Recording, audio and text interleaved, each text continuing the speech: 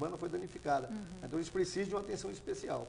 E a partir da homologação desse decreto, o governo do estado vai dar toda a atenção para o município, para os munícipes, principalmente aqueles que moram nas áreas mais afetadas.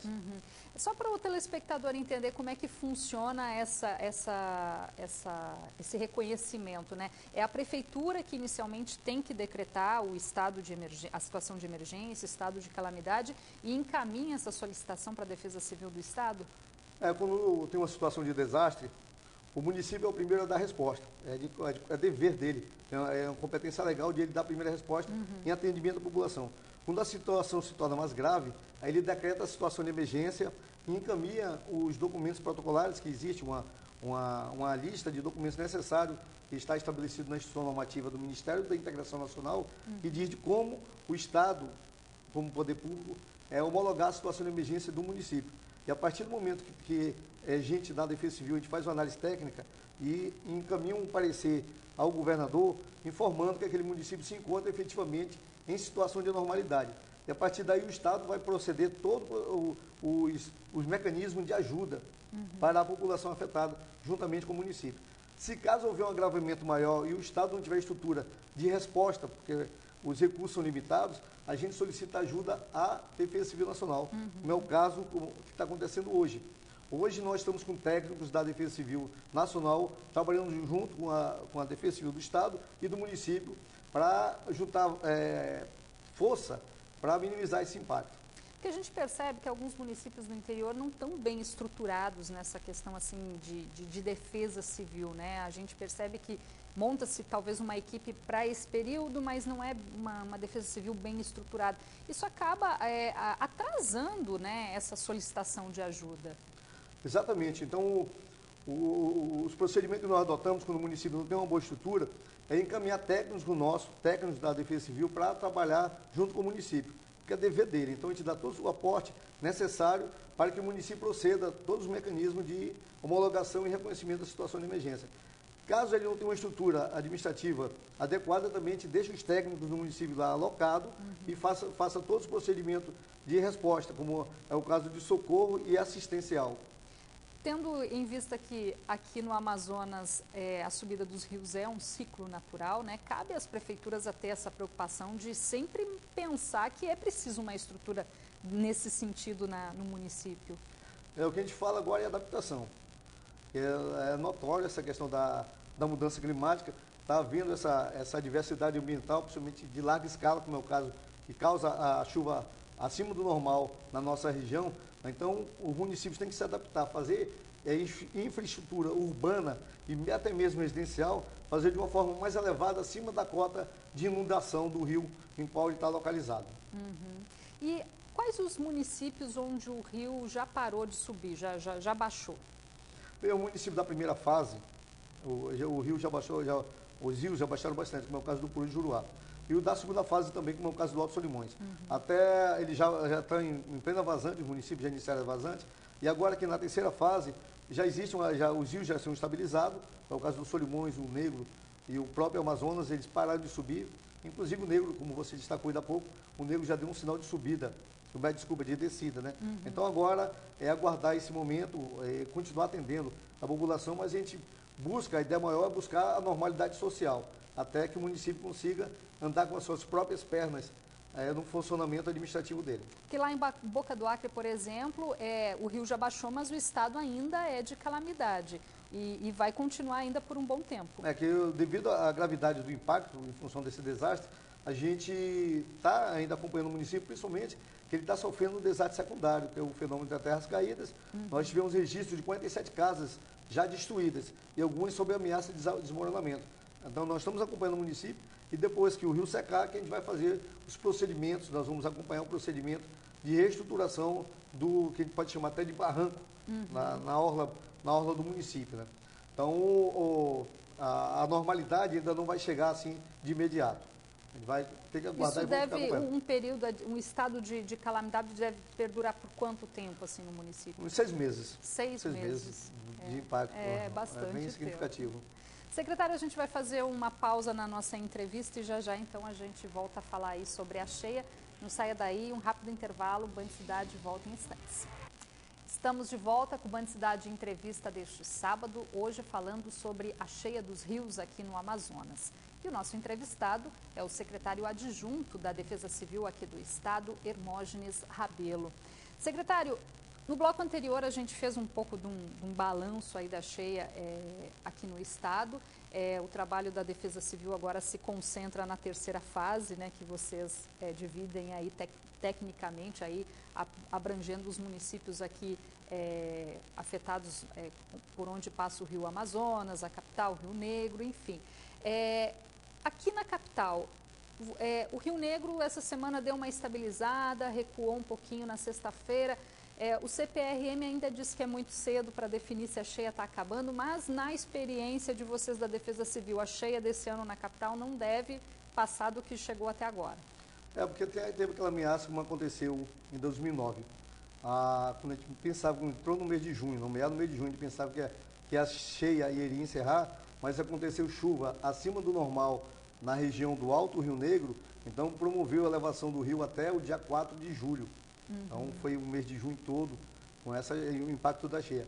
Já em 2012 aconteceu uma situação inversa. A cheia encerrou exatamente no mês de maio, no dia 29 de maio.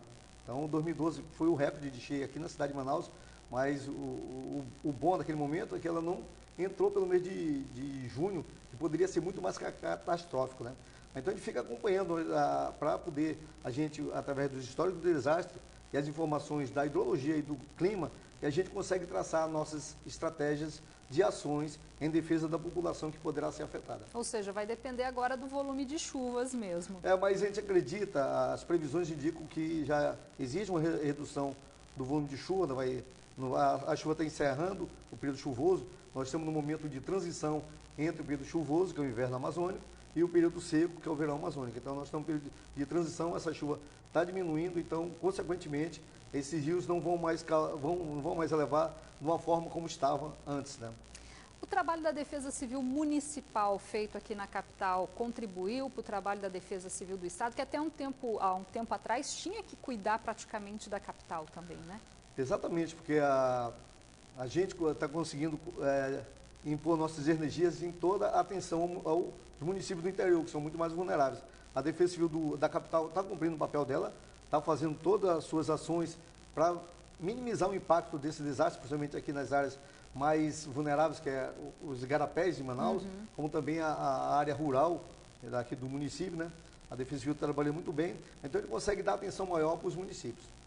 Houve também uma antecipação até das medidas preventivas, com construção aí de pontes, passarelas, o que facilita também, né? Exatamente, a gente tem acompanhado o trabalho da Defesa Civil do município, está fazendo um trabalho excelente, a nosso ver, está dando toda a atenção necessária, né? Então, até assim, se caso fosse necessário, se um desastre fosse mais significativo, eles podem solicitar também a ajuda do governo do estado, como também da União, está preparado para trabalhar junto com o município. Como é que está o comparativo da cheia desse ano com relação à cheia do ano passado? Até agora são 46 municípios em situação de emergência e 2 em calamidade. Esse número está maior, menor que em 2014?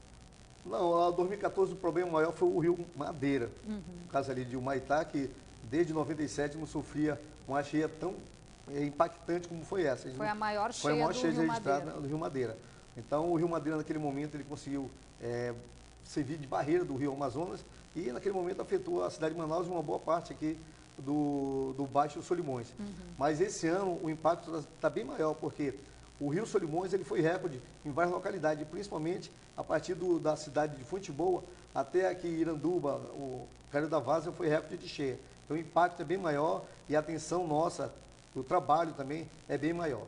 Mas a gente não mede esforço, o próprio governador do estado determinou que a gente não medir esforço em atendimento da melhor forma possível a esses municípios afetados. Qual foi o ano em que houve o maior número de municípios afetados? Foi em 2012? Em 2012, exatamente. Em 2012 nós tivemos 56 municípios afetados. Dos 62, ou seja, praticamente quase todo o estado. Quase todo, só sobraram os municípios, que é Rio Preto da Eva, Presidente Figueiredo, e os municípios do Alto Rio Negro que não foram atingidos naquela época.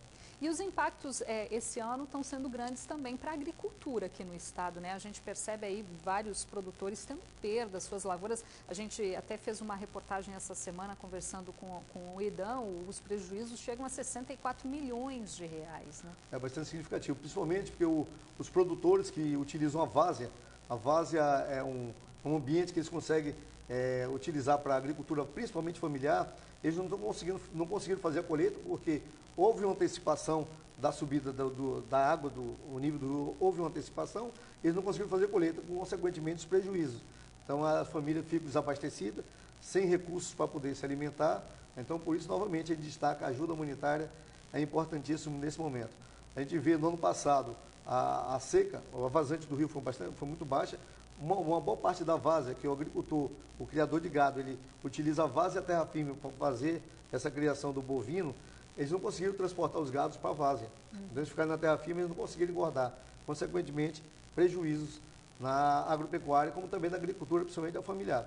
E até inclusive a pesca, porque quando o rio sobe acima do normal, os peixes eles invadem as áreas alagadas e o pescador não tem acesso ao peixe. Então, novamente, é prejudicado até a pesca. É um prejuízo situação. Em cadeia. Né? Mas a gente tem 4 municípios em alerta, né? Ou seja, essa situação de emergência deve aumentar ainda até o fim da cheia? É possível. Tem município que justifica já a decretação de situação de emergência, como é o caso de Nova Olinda. Mas o prefeito, os nossos técnicos ligaram para a prefeitura, eles falaram que não era necessário, que eles estavam dando conta do serviço de atendimento à população. Então nós temos ainda Urucará, São Sebastião do Atumã e Inhamudá e Itapiranga, que estão em alerta, justifica a situação de emergência para eles. Agora cabe o município se manifestar. E as pessoas podem ajudar a Defesa Civil com doações? Como é que as pessoas, quem quiser ajudar, né? Porque as doações continuam sendo enviadas. A campanha continua. Nós já distribuímos quase 50 toneladas de alimentos, que provenientes de donativos, né? Nós temos lá na própria nossa sede da Defesa Civil, recebe esse material, os donativos. Só não a sede é onde? No Petrópolis? Fica na Cachoeirinha? Na Cachoeirinha, na Cavalho Leal. Inclusive, se caso houver um donativo de grande porte, assim, de uma grande quantidade, de grande volume, a gente pode deslocar um caminhão nosso para ir buscar esse donativo e levar para a Defesa Civil, que lá a gente faz a triagem, que depois será destinada à população que está necessitando naquele momento. E qual que é a maior necessidade? É alimentos? Alimentos não perecíveis, né? E é bem interessante que a população observe o prazo de validade, porque não tem nada aqui perto, nossas vias são os rios, então o prazo de validade é importante para que possa chegar lá no Ribeirinho ainda com um alimento possível de ser cozido, participar de alimentos, né? E também fraldas geriátricas, fraldas para crianças, kit de higiene.